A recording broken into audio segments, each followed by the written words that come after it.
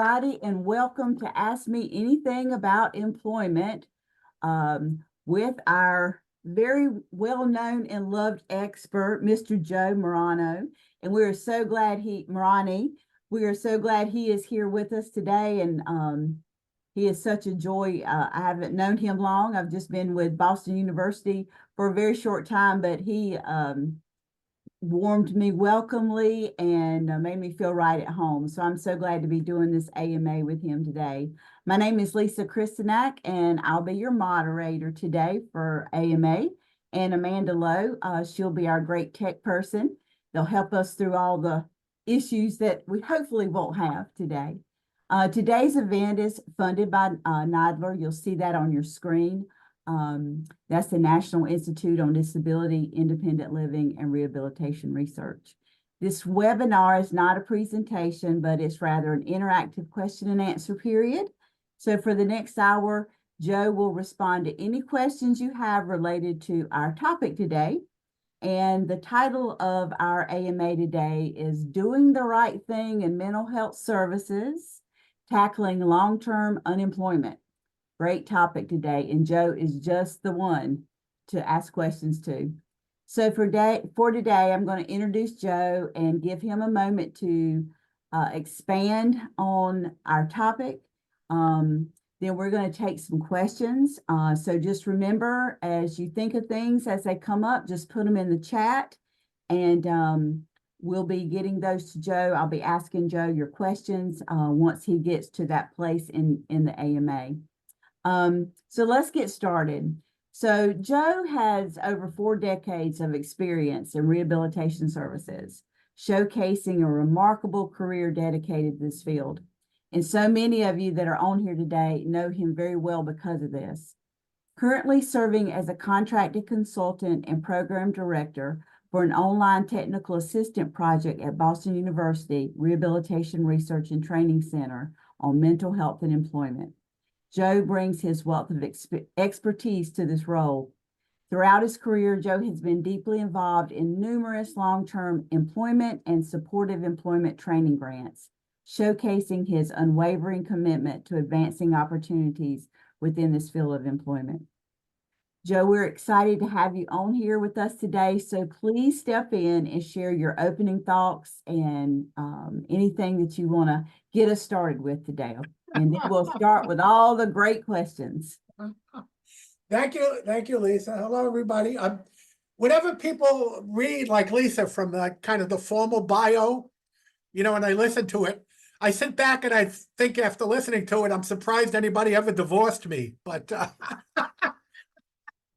at any rate, so I play better from a distance. I also should mention, which Lisa didn't mention, yesterday was my birthday, so that was good. So I went out. So I was trying to be a little better than I usually am. So to be in peak condition for this. Let me just mention a few things to start before getting into the questions. And we had a few people who sent questions beforehand, but hopefully you folks will have either comments on things I say or questions yourself then. And I'll try to keep an eye on the chat, but maybe Lisa and Amanda will be keeping an eye on it. Whenever we do these sort of general webinar things on a topic, well, in this case, employment, but almost anything concrete, I always have to start with a disclaimer. As anybody on this webinar knows, everybody's their own little world. Everybody's got their own story. Everybody's got their own particular issues, their own environment they function in. So whenever you talk about general things, you never get to the meat of the issue. So I guess we're going to try to be as specific as I can, but the reality is very rarely will you hear anything generally that you can apply specifically and get all your questions answered for your own life. Like, I'm on Social Security, what should I do? Or I just got fired and I think I've been discriminated against, what should I do? There's certainly some general kinds of things, but, to the extent I can, I'll try to answer, or Lisa or Amanda may chime in specific things, but I guess that just needs to be the context for doing any of this general thing. I just want to mention sort of, I guess, 3 things that frame, if you will, any of the specific answers I might have. One, for those, I know I see a few names that are familiar on the chat list, and not a lot of them, but those who know me have heard this, but I'll mention it to everybody. Just to be very broad, and there are a lot of manifestations of it, let me just say very broadly, when I think about employment and people with psychiatric disabilities or people with a label of mental illness, my basic construct is I think work is a responsibility, not just an option for people, not just for people with disabilities, but including people with disabilities. So part of how I frame any of my answers is that I think work is a part and parcel of recovery, recognizing that there are a lot of reasons why that doesn't happen all the time. But at a simple level, I start with, I believe people should work, not just should be given the option to work, not just should be able to choose work if they so desire, but people should work. Part of the reason, the second thing, part of the reason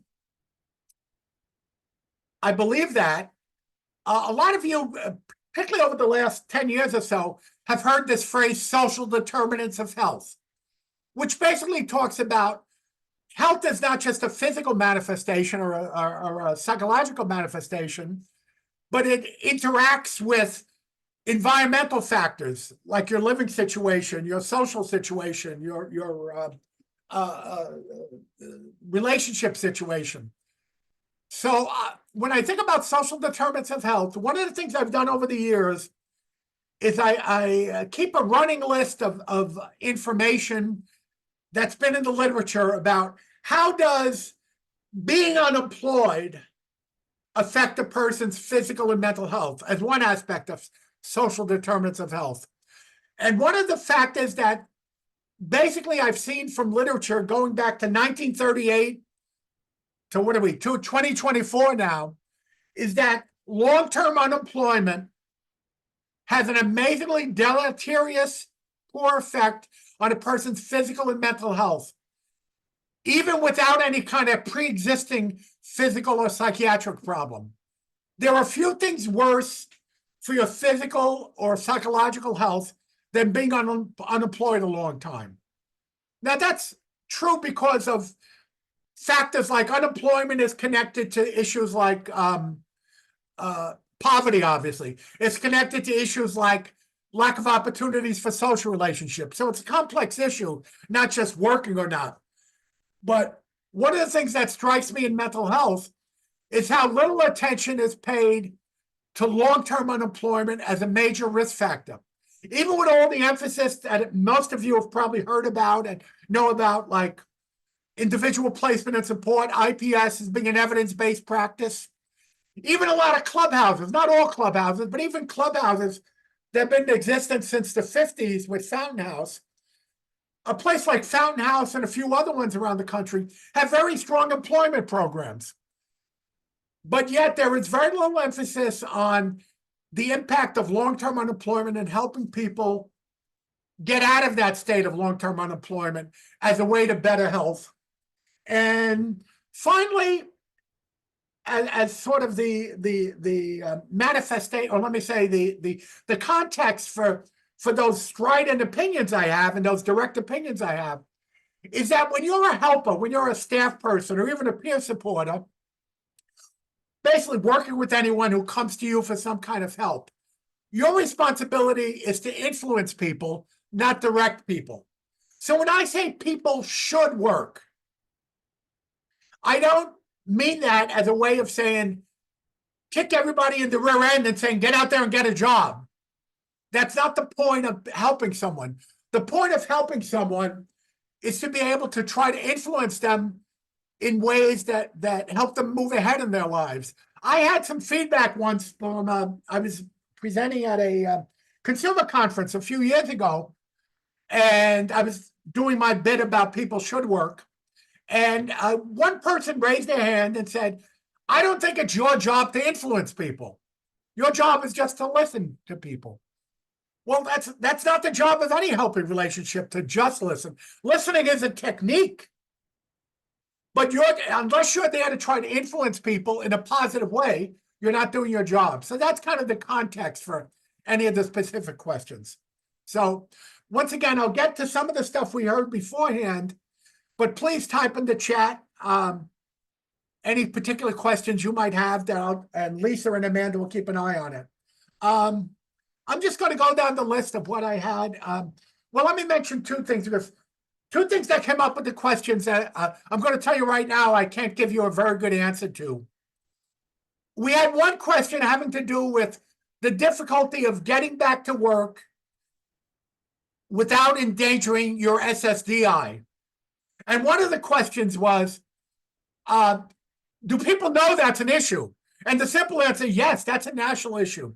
And there's a reason why there's different work rules attached to someone being on SSDI, which essentially means you've worked before and now you're disabled, so you're collecting money based on Social Security disability insurance, and SSI, which generally means you haven't worked enough to get disability insurance. So this is much more of a social welfare benefit for people who have disabilities or older folks.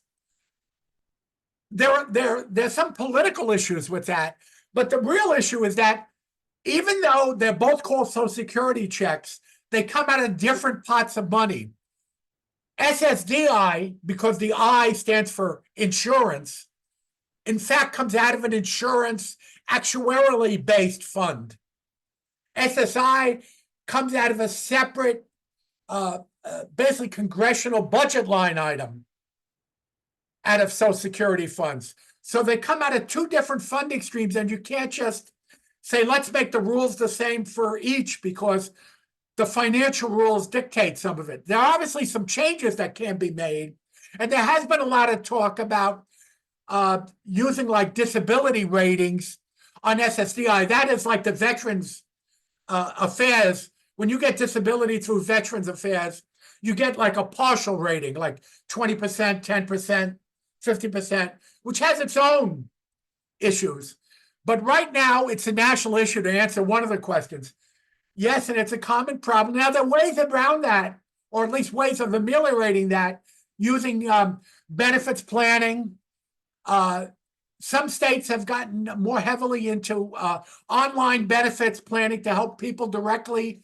The most common one used, although it's very expensive for a state to implement, it's called DB 101, developed out of California, but it's in a lot of states now. But clearly, it's a common issue. There's no simple answer. The other issue that's come up everywhere is, do you have any suggestions about transportation? The simple answer is no. The reason for that is transportation is the number one barrier that people identify to getting back to work, whether they live in New York City or they live in Eastern Montana. Obviously, the transportation contexts are very different in both. New York City has a ton of transportation, and Eastern Montana has very little or none.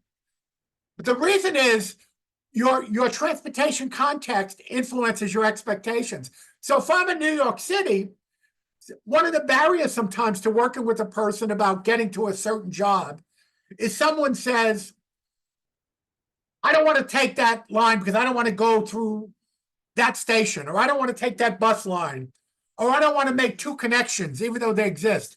Whereas if you're in Eastern Montana, it's, I live 20 miles from the place I need to get to work, and there's no public transit, and my car doesn't work. Now, some states have options to help people in rural areas, not just people with disabilities, but poor people, purchase vehicles and get maintenance on vehicles. Vocational rehabilitation has some ways of assisting with that, although they're not adequate to the needs of keeping a well-maintained newer vehicle in place. People try things like ride sharing, carpooling, using volunteers from church or community groups, but there's no simple answer to transportation. And there are some federal grants for what's called reverse transportation.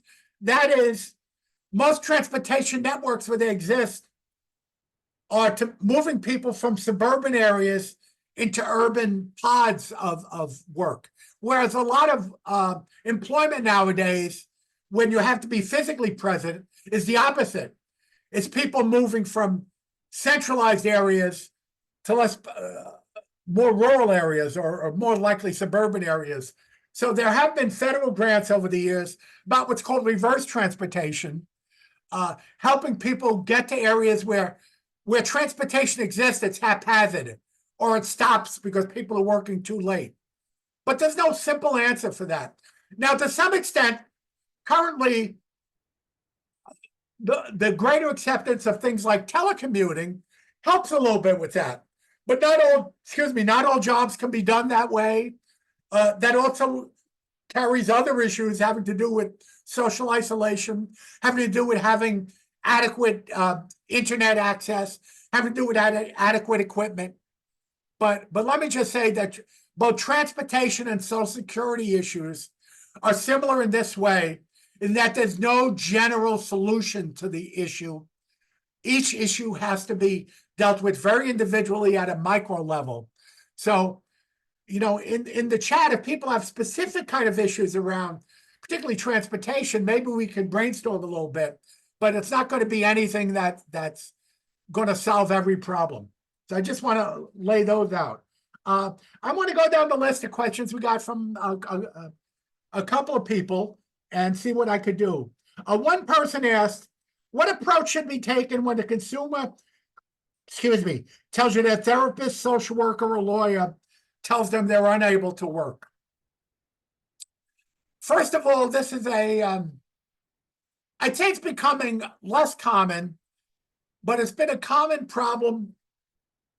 Often there has been an issue that when a person wants to try working, who's been out of the workforce for a while, and they have some kind of psychiatric disability, a therapist or a helper or a social worker might, out of really a concern for the person, might be worrying about the person. People might be saying, do you want to put yourself in that stressful situation? Or do you think you're well enough now? You don't want to go backwards. And often that issue comes out of genuine concern. Sometimes it comes out of concern from the helper saying, oh my Lord, if this person says they want to get a job and they want my help, I don't have the slightest idea how to help. And rather than saying that, I might suggest them to go a little slower. Let me say one change I've seen over the last 30 or so years, 40 years really, is 40 years ago, I wrote an article called, if you think work is bad for people with mental illness, what about poverty, unemployment, and social isolation? Because 30, 40 years ago, if a person said, I'd like some help on getting back to work, often the helping person, the therapeutic person, would tell them to be much more cautious and worry about stressing themselves out too much. I see that a little bit less now. So what I see now is not so much a person saying, I want a job, and the helping person saying, don't do that, as much as a person not raising the issue themselves and not getting encouragement from the helping person to move ahead, to even consider employment, because the downside of long-term unemployment, as I said, is very negative for people to both physical and mental health. But if it does occur that you're dealing with a person and the person says they want to work, or they've been telling you they want to work, but the person they rely on for moral or psychiatric support is discouraging them, I mean, there's a few things you can do. Number one, I think the most important point is the person themselves to say, what do you think? What's your role in this? It's not the job of anybody else to run your life. It's the job of other people helping you, to give you some ideas, to give you their best opinion. But let's not make your whole life determined by what other people think. So I would really start with working with the person to talk about where does work fit in their role in their life. I would not start with the idea of let's get a group of people together and argue about work in front of the person. I don't have a particular problem with that. I'm just saying it's putting the cart before the horse, because the decision about any important choice in their life, including employment, has to be the person. So you really have to start in whatever role you're is with the person about, well, why are you interested in working? What are you getting out of it? What kind of feedback are you getting from these people that you say is discouraging you? Why is it discouraging you? What led to them saying that? So really start very much with the person. I do think at some point, if there is in fact a professional argument between, because often people have several people helping them, which on one hand is good, is sometimes confusing for people. I do not have a problem with what's called giving people mixed messages. I do not have a problem with being honest, dealing with the person and saying, I and social worker X, therapist X, have different views about the importance of work in your life when you say you want to work. So let's talk about that. If you think it'd be helpful to have a meeting with everybody and talk about it in front of you, you're the person who has to make a decision. There hasn't been a lot of research recently on it, but there actually was this very interesting research done out of McLean Hospital in outside of Boston, going on about 50 years ago now, 55 years, that looked not so much about work, but looked at when two helping people have disagreements about the right next step for a person they're both helping. And it's a complicated issue, but the basic research summary was that two helping people who have differing views about choices the person they're helping should make do not cause any harm to the person by being open with that person about their different approaches. What causes much more stress on that person being helped is this disagreement being in the background, but not being overtly discussed and helping that person make a choice. So there are very few things worse in this areas of disagreement than having this tension in the background without openly confronting it with the person. It's not so much getting into an argument about who's right, who's not right, as much as it's understanding, keeping the person at the center of their own life decisions. And if you're an employment advocate, as I am, listening to the person first about what are they hoping to get out of work, listening to the person next about what's that negative feedback they say they're getting from the person, where do they think that's coming from, and helping that person navigate that themselves to the extent they're comfortable. Then if they think it's helpful to have some kind of a group meeting or a large meeting, then fine. And lay out the reasons everybody thinks differently and helping the person make that choice. As I said, in the current situation, I think what I see, two things I see more of. One, the person saying they want to work, and the helping person, the therapist, the social worker, not knowing how to get them the resources. In other words, not knowing how to hook them up with an employment program, not knowing how to hook them up with the local vocational rehabilitation agency. In which case, that's not a simple matter, but that's a concrete matter about information flow. It's much more complex when the person is being discouraged from seeking employment because there's a genuine view that work is bad for people. And let me just say, as the corollary to I think people should work, there are some jobs that are very bad for people because some jobs are very bad for your mental health. But the construct of getting back to become a working adult is not bad for people. And in fact, it's healthy for people. But some specific jobs, which means that if you're helping a person get a job, the kind of job fit, it doesn't have to be perfect, but it has to be something that meets some basic needs. And that need might be emotional. I want to work in a place where people are nice to me, where I can feel some sense of satisfaction. It might be concrete. I need to make enough money. I need to work at this particular position because I got trained to do it. So that's the particular issue around when someone's being discouraged. But as I said, what I see much more nowadays is the person being asked in some kind of laundry list, in some kind of assessment from a case manager, a therapist, or support person, do you want to work? And the person says no, or I can't work, or I'm worried about Social Security. And rather than that leading to a discussion, it gets checked off the list and employment's not seen. And that's the greater danger that I see. So when I hear someone telling me, I don't think I can work, I shouldn't work, or I'm not going to go back to work, that opens a line of discussion about what's getting in the way. What can I do to help you? What have you tried in the past that you're scared? Because sometimes people, in fact, have tried working and it hasn't worked out. So what are the situations you want to avoid? Or maybe you can do those situations again, and maybe I can give you some help. So one of the things one of my jobs in the past was I was the deputy director of a large mental health center in Washington State. And one of the changes I made about recovery planning was that any client who was unemployed longer than 3 months had to have something about engaging them in discussions about employment in every session. It didn't mean that if someone said they didn't want to work, you as a therapist or a case manager was going to push them into a job.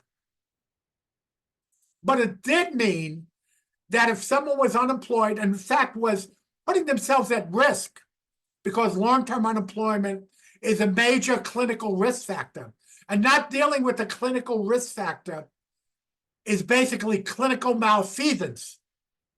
You as a helping person has to say, let's talk about this. What's getting in the way? Because we know that staying unemployed is bad for your physical and mental health. So I'm, as I said, what I see much more often is not someone being discouraged from working, if they're actively seeking employment and asking about employment, but the concept of employment not being raised once they've said, I'm not interested.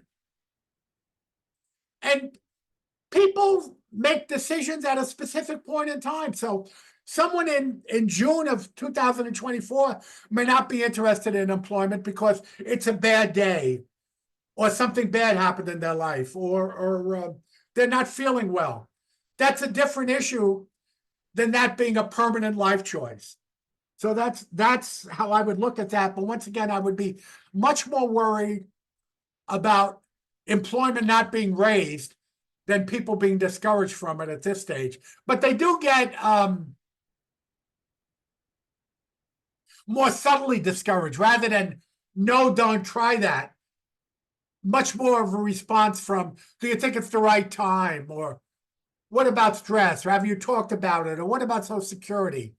Legitimate questions, but there are ways of facilitating that discussion to lead to a more positive discussion about employment as a short-term or a long-term goal than just taking it as a given, as a life choice.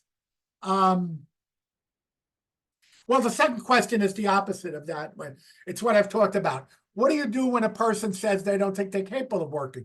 Once again, you don't try to convince them of the fact that they believe in. You talk about it. Why do they think that? What's happened in the past? No, very few people. There probably are some people that just make it up and said, I don't think I can ever work. That's not the way people operate. But people are telling you this because they're concretely worried. Once again, they might have tried working, it didn't work out. They might have gotten sick in the past and they associated that with work. They might have had a poor job. Lots of people quit jobs that they don't like and say, I'm not going to do that again. So it's important to take people where they are. But, you hear a lot of talk about motivational interviewing. And there's a lot of very technical, skill-based training that goes on now about motivational interviewing. And it's all very good and very well researched. From a simple point of view, when I think about how do I, as a helper, engage a person in a way that I think is motivational, so it's helping them see the benefits of choosing work, I think very simply of three things. One, I got to give people a sense of hope. Hope doesn't mean a shallow pat in the back and say, oh, I know you can do it, because that depresses people more. Hope means you understand a little bit about their dilemma, you'll be there for them, and you realize it's a process. It's not a one-time decision. Giving people some concrete help. So if someone says they want to work or they don't think I could work, or I want to get some more information about something to help me choose work, you have to be able to give people something concrete. You have to be able to say, here's what I'm going to do next to answer that or help you get the answer to that. And third, nobody changes without at some level feeling what I call hassled. So when I think about motivating people, I think about the three H's. You got to give people a sense of hope. You got to give them some concrete help, and you have to hassle people. Hassle people depends on your relationship. It doesn't mean nagging them, necessarily making them feel bad. It means keeping at it. It means not just taking no for an answer, but saying, what's the context of that no, and what can I do to help move that person ahead? Once again, because I know that long-term unemployment down the road has major negative effects on people's physical and mental health. There are over 100 epidemiological studies I've collected, as I said, from 1934 to now, that show not cause and effect, but a very strong association between people who've been unemployed a long time and having poor, not just mental health, but poor physical health. Let me also, because I don't know, most of you I don't know. So when I talk about these kind of changes about views of employment, this is not just something that I, as a case manager or a social worker or a peer supporter, should be bearing myself. It's not just an individual, what are you going to do to help that person move ahead? If I'm an administrator, I have to do things to make it easier, not harder, to see employment as an important part of what we do. When I was an executive at a large mental health center, people saw helping people get employed as one of our major policy instruments. We would talk about people getting employed. We would talk about helping people get housing. We would talk about helping people develop better relationships. And then we'd talk about people feeling better about themselves. Those were in our mission statements and our policy statements. Every board of directors meeting we had talked about employment. What could we do at a policy level and a funding level? Part of it's funding. How do you develop funding? When I was at the mental health center, we were able to get funding for 25 employment staff because we got grants, we got contracts. We got some Medicaid help in terms of looking at Medicaid. I don't want to get into the details, but there are ways that even current Medicaid rules allow you to help people move towards employment, even if they won't help you directly get people a job based on the certain kinds of rules you have, because you don't have a specific employment funding model.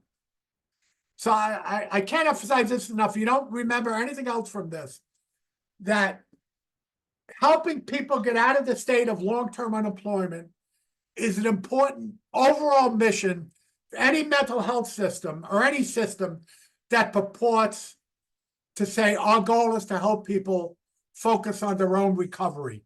Unless you deal with issues like employment and housing, you're not doing your clinical job.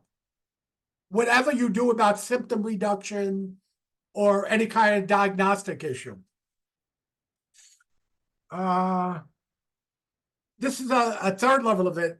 Question about how do you address parent or partner concerns about working and losing SSA, Social Security benefits? Those are related but two separate issues. First of all, I would make a distinction between disagreements with helping people about the role of employment in a person's recovery and disagreements that might come up with a person's intimate family or social contacts, partners or mother, father, whatever. I think it's, unless, I don't like this term, but unless there's obvious dysfunction, I'll put it in air quotes, unless there's an obvious dysfunctional issue like abuse going on that should be reported, it's very sensible for a person to rely more on the judgment of their family or intimate partner than on a external professional. So I would never minimize the fact that a person should take the opinions of their partner or family probably into more concern than a professional judgment, even if that concerns that the partner or family might have might not be accurate in the strict sense. So I think I would validate the person. I think it's very reasonable for you to worry more about what your mother, father, partner says than what I say. But let's talk about what, and that's why I separate the issues about general fears about working in Social Security.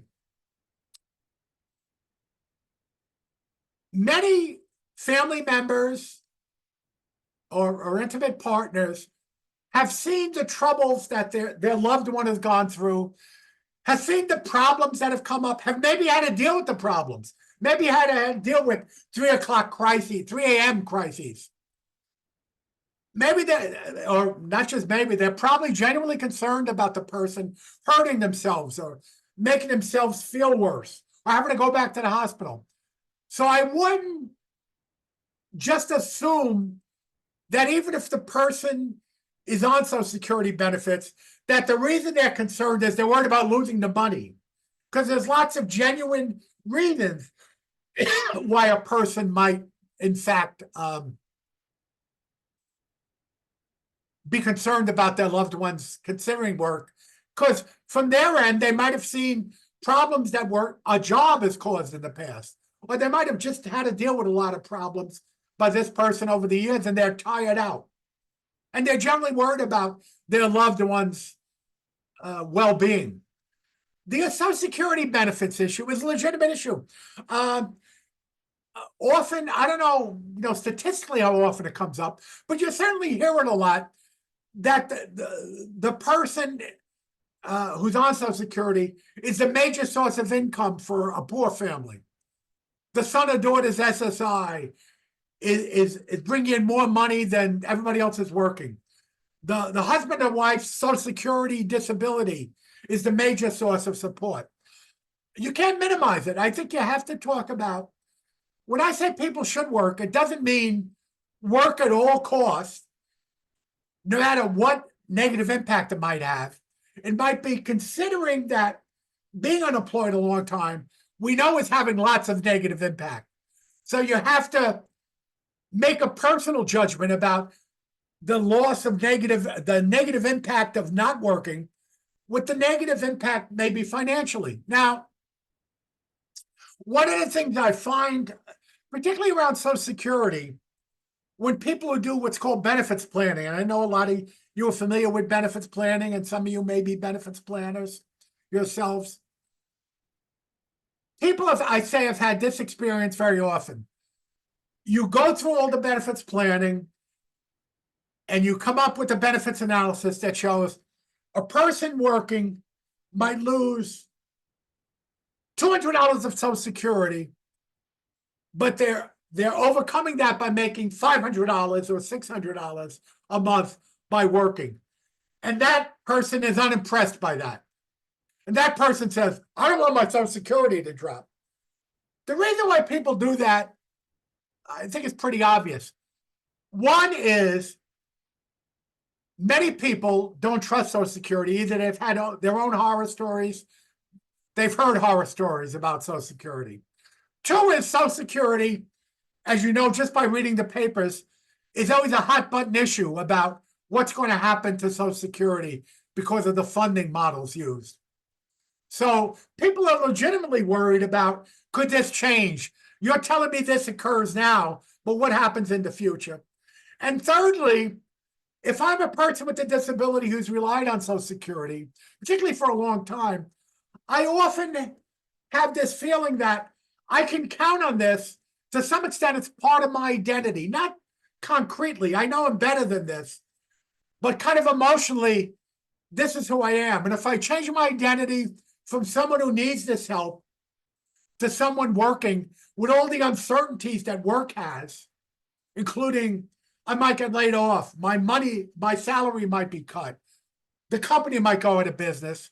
I'm worried that that impacts me negatively down the road. I can't count on that the same way I think I can count on Social Security.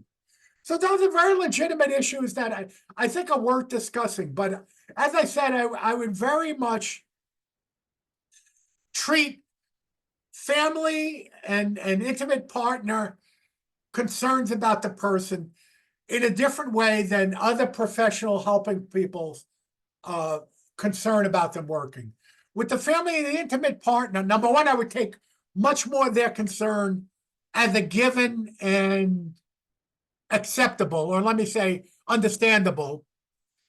And any discussion I would have with the person at the center is to say, what's that concern come from? How do you feel about this? Are there ways I can help you? For example, if you think you want to work, but you're being discouraged, what kind of support can I give you in terms of talking with you about how you might discuss it with your family? Obviously, there are also ways of trying. Could you try working part-time? What kind of help are you getting? I would also not minimize. We talk about these issues as if they're only clinical issues, like someone is concerned about working. We also have to look at the environment. If I'm an employment person, if I'm an employment organization in the North Carolina or Oregon or Wisconsin or wherever, what kind of success do I have? Can I, in fact, go to a person who's ambivalent about working and comes to me and checking it out? Can I tell them, geez, I'm good at this. I've done this. Let me tell you about other people we've worked with. You might want to talk to one of the people we've worked with who's willing to talk to you about how we've helped them. We also have to own on a professional level, how competent have we been about helping people get to work? And the simple answer is, all the organizations we've dealt with over the years have not been extremely competent about helping people get to work in the broadest context. So if you look at the national figures, about 75 to 80% of adults who use the public mental health system are unemployed consistently every year. So our figures show whatever we've done at the community mental health system, whatever we've created has not historically and currently been very good about helping people move out of unemployment. Number two, even stuff that's in the research sense good. If you look at a program like IPS, which is very well researched, supported employment program for people with serious psychiatric disabilities, their success rate is, depending on the program, 40 to 60% of the people who enter the program get employed. Number one,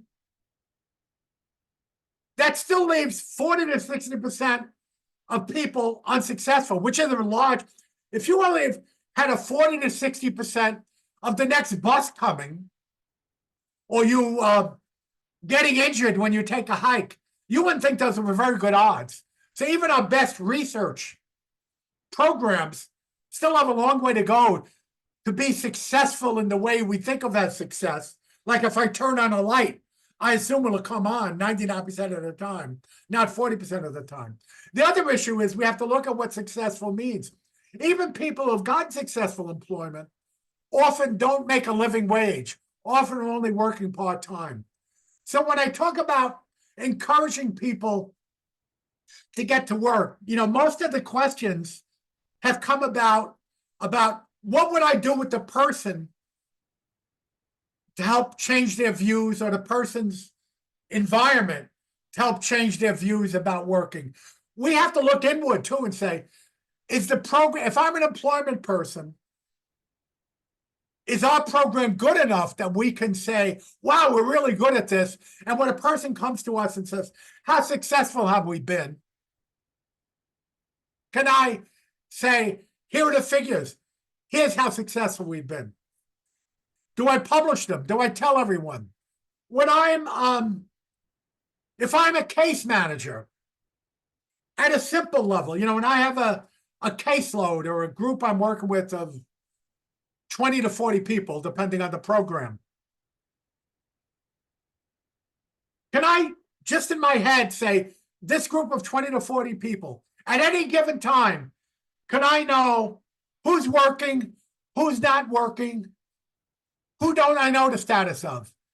And if I don't know the status, well, how come I don't know?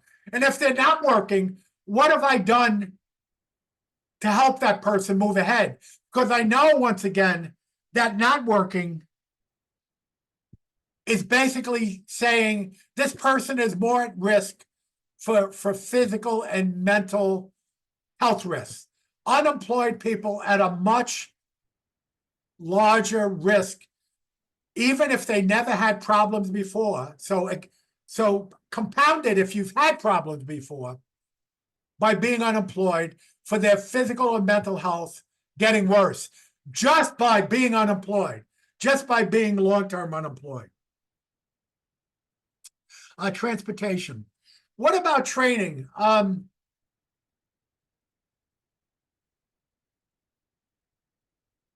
don't quite understand the question. I'll read it. If the consumer expresses a desire to get training before they go to work, what steps might be taken? I guess my simple answer would be, well, help them get training. I guess I don't know what that would mean. I mean, if a person says I need training in X, and training in the X exists in the community, then how do you help them? Now, once again, from a structural point of view, if I'm run a mental health center, what have I done at an administrative level to make sure I've helped my organization get intertwined with organizations that help people get training, whether that's the local vocational rehabilitation, what happens with the workforce? I'm constantly amazed. I've done a lot of consulting over the years, particularly over the last, say, 20 years, more around policy stuff with states and local organizations than actually direct job placement training. I'm amazed at how few mental health centers in a community are actively involved with the local workforce system to say, what could we, in fact, get out of this system? Because just from the Department of Labor point of view, not looking at disability or vocational rehabilitation, but at the Department of Labor point of view, the local workforce system has a legal responsibility to provide options for people with disabilities to get access to their employment and training services, even those that they don't refer to the local vocational rehabilitation. So the right answer isn't we have a link with the local workforce system, and that link is with vocational rehabilitation. That's not enough. You have to make sure that the vocational rehabilitation link is solidified, but also that there's links with the workforce system for people either who vocational rehabilitation can help, or vocational rehabilitation doesn't have a good enough relationship in your system, or just like a lot of systems, many public vocational rehabilitation agencies, just like private human service systems, have a lot of problems these days with staff vacancies that are out of their control. So they have to own that. And as an advocate, if you're on the mental health side, you have to tell the vocational rehabilitation, well, that's your problem. How are you going to deal with it? I'll help you, but you still have a responsibility to help our clients. But you have to go beyond that. So if I'm an administrator at a mental health environment, I have to say, what links do I have with the workforce system other than just with VR? If I'm at a state level, and I'm a state, many states and Department of Mental Health or Behavioral Health have a central office person who's overseeing employment services at a central office situation, central office location. What have I done at the state level to make sure there are links with both the workforce system in my state and the vocational rehabilitation system in my state to make sure that their services available to people? So if someone says they want training and the training exists, do I have strong enough links to make sure to get access to that through the non-disability system?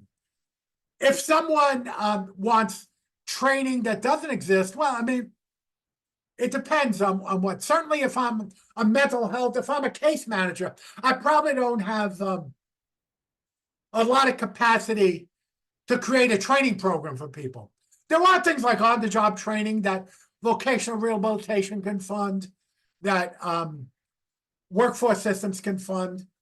There are certainly, particularly for younger people, there's a lot of options, or let me say, there should be more options, and there are increasing options for people who do things like work tryouts when they're in school. There's a lot of emphasis there should be currently for what's called transition age people. So let's say 14 to 25. That's the sort of a technical definition, although when you get into your 20s, it becomes different. But people say 14 to 22 who might be in the school system. There's a lot more emphasis on those systems creating work tryouts, work experience options. If you're in a clubhouse program, that's one reason why transitional employment came in. Now, currently, there's a lot of emphasis on, particularly through IPS, on saying you should help people move right into a job. That depends. The point is, you should not make a lot of barriers to people who have a work goal, who want to get into that job. So the point of something like IPS is to say, how can I support you do this job you want and you can do without having you run through hoops?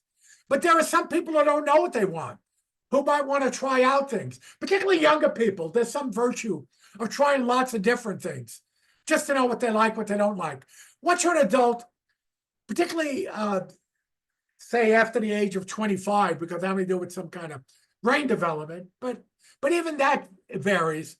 You might have a clearer sense of what you want to do.